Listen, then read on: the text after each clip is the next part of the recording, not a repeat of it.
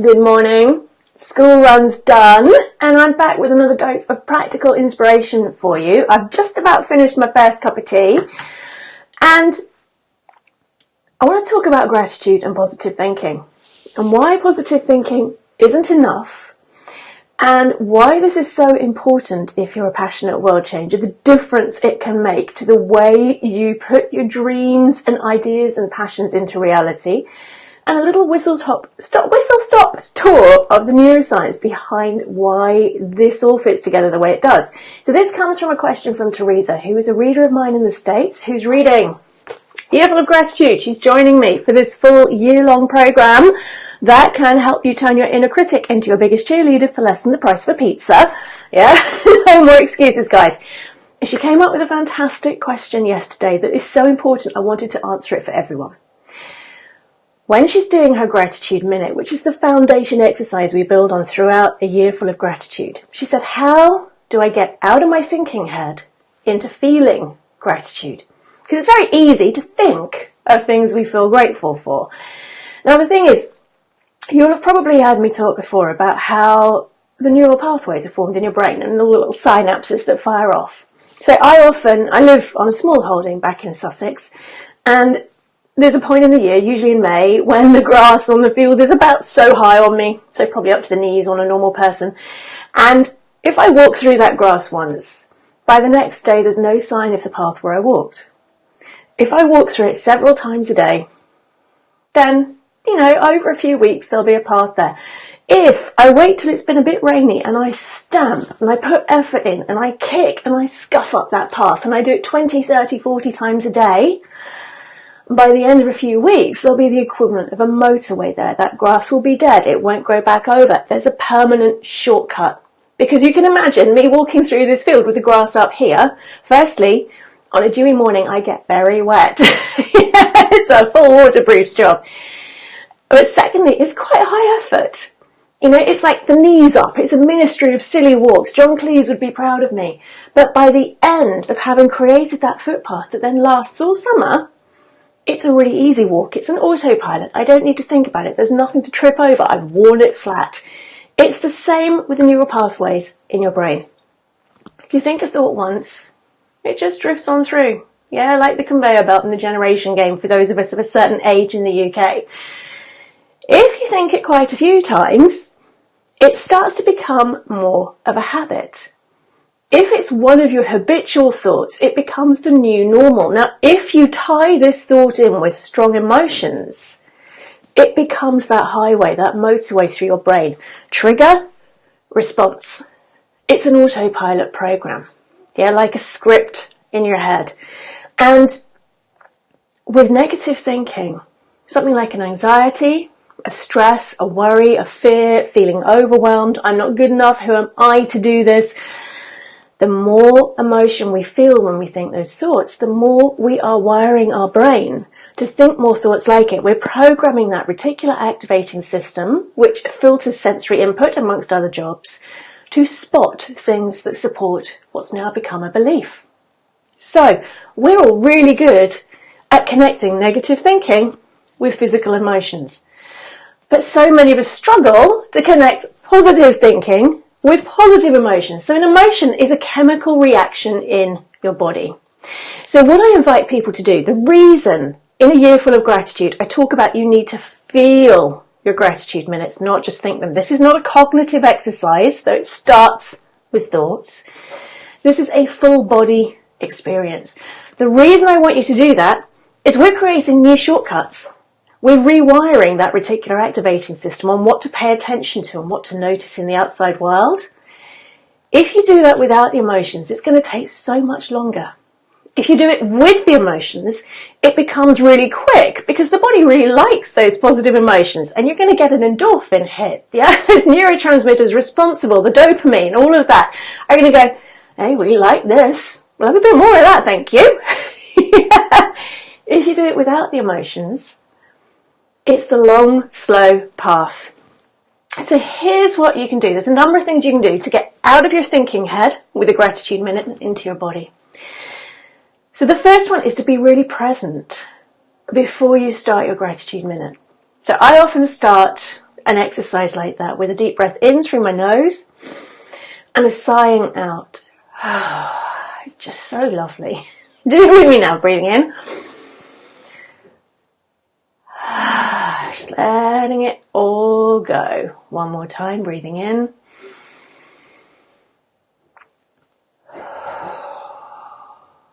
So what you're doing with that is you're starting to connect with your body. You're starting to bring your awareness from your head into the physical body. You're starting to reset the stress, the sympathetic nervous system, to bring the parasympathetic nervous system back into balance. And it also calms your thoughts. Now, if you're really feeling stuck in your head, at this point, I would do a nice grounding breath, something like the Tadasana mountain pose from yoga with what we call a vertical alignment breath. So you're sitting or standing with your back fairly straight, shrugging your shoulders a bit so you're not wearing them as earrings. Yeah. Maybe just giving your neck a gentle movement, whatever's comfortable for you. Okay, lifting that sternum slightly because that just helps lengthen the spine. And then with your feet flat on the floor, imagining you're growing roots into the earth beneath you. You might see them. You might feel them. You might even hear them growing. And then breathing up through those roots all the way through your body to your belly. Breathing out through the crown of your head into the sky. Breathing in through the crown of your head into your belly. And breathing out through your legs and your feet and those roots into the earth. And you might want to keep going with that for a minute or so. Once you're comfortable breathing in through the earth to the belly, out through the crown of the head, in through the crown of the head, into the belly, out into the earth. It can be a really, really good system reset. It's a good grounding breath, and it helps to get you back in balance between body awareness and mind awareness. Now, the next thing I would do, if someone is struggling with feeling their gratitude instead of thinking it, is to take you back to a single specific time where you felt like your heart was close to bursting with gratitude. Now, I was running a workshop recently where we needed to go back through happy memories. And as so often comes up, it's really easy to remember the bad times. It can be really hard to remember specific happy memories. It's like we don't store them in the same way. It's one of the major things we're going to be doing in a year full of gratitude, is you're going to have an entire book full of things you feel grateful for and happy memories. And in fact, the week 3 exercise will even give you a way of storing them physically without writing them down. So think back to one time when you felt really happy, really positive, where maybe somebody had done something really kind for you, or somebody had said thank you to you for something, or whatever it is. Maybe it's a birthday party, maybe it's a hug from a child. Whatever it is, it doesn't have to be the definitive happy moment. It just needs to be happy enough. Okay? When you think back to that, you can close your eyes and imagine you're actually back there in that moment. You can imagine and move your body to how you were holding your body. Breathe how you were breathing. And then you can ask yourself, if gratitude was the emotion in this memory, where in my body am I feeling that gratitude? And you can put your hand wherever comes up for you. It doesn't matter whether it's your heart or whether it's your left kneecap. Where in my body am I feeling and experiencing this emotion? And under that hand, just allow that feeling to grow, to gently expand, to wash through every cell in your body. And then, if you still find your monkey mind is racing, you can put a hand on your head and gently move it across your body until the 2 hands are on top of each other.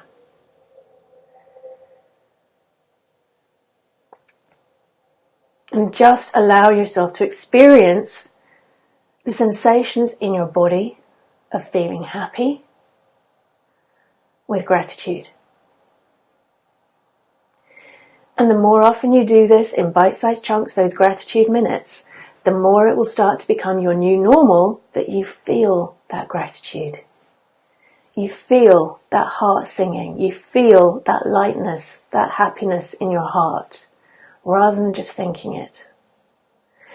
So why is this important for you on your Passionate World Changer journey? Well, because we're so good at feeling the beating ourselves up, the worry, the anxiety, the stress, the who am I to be doing this, the feeling like we're on our own doing it, the feeling like we're not good enough, educated enough, tall enough, short enough, fat enough, thin enough, old enough, young enough, all the enoughs that get in the way of us stepping up to become who we really are and make that difference we're really here to make in the world. So that's an awful lot of baggage on this side of the seesaw. The more you practice with getting into your gratitude space in your body, the more you're balancing out that seesaw. Okay? The more you're starting to reprogram those neural pathways to think thoughts that encourage and support you, to spot with your reticular activating system opportunities, to see how you are supported, to see how you are, whatever it is, enough. Okay? And you can also use it consciously if you've got a big project to do that you've been avoiding, because we all do it. Yeah, there's stuff on our to-do list that we know can create breakthroughs instead of burnout, and we kind of didn't quite have time today. Yeah. You can use this to consciously go back to a time when you felt an emotion that would support you taking that action. Yeah. So say you need to pitch somebody to get on their podcast. Yeah. Before you write that email or send that text or phone them, you go back to a time when you felt whatever resources you need to confidently make that win-win pitch. Might be confidence. Yeah? You go back to a time, where in my body am I feeling that confidence? Put your hands on it. Allow that feeling to grow. Allow it to wash through every cell in your body. Allow it to wash away the fears, the worries, the niggles, the mind stories that get in our way. Then send that email or text or make that call and notice how different the experience is. So, there is so much more to what we're doing in a year full of gratitude this year than just gratitude. I hope that has helped you on your Passionate World Changer journey this morning. A little bit of bite-sized inspiration for you. I'd love to hear from you via the comments. How did you get on with this technique? Have you ever struggled with feeling gratitude instead of thinking it? If you know somebody that would love this, please tag them in the comments or share it in a group. I've set this to public visibility. And what action could you take today, now you know this stuff, that will move you the next step along on your Passionate World Changer journey? I would love to be your virtual cheerleader. I hope you have a fantastic Tuesday. I'll be back tomorrow with a bit more The School Runs Done practical inspiration. Have an amazing, amazing day.